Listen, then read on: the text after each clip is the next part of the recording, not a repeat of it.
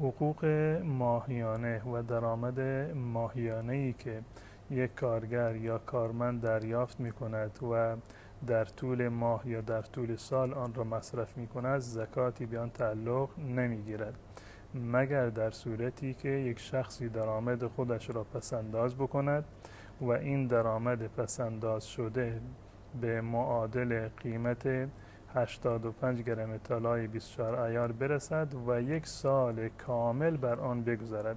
در این صورت زکاتش را باید پرداخت بکنید.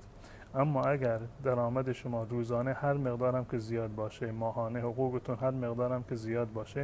اما شما در طول ماه این رو مصرف میکنید یا در طول سال این رو مصرف میکنید و یک سال کامل بر آن نمیگذرد یا مقدارش به حد نصاب نرسیده، ولو اینکه یک ساله شده اما مقدارش کم هست، به حد نصاب نرسیده، چون این مالی زکات ندارد.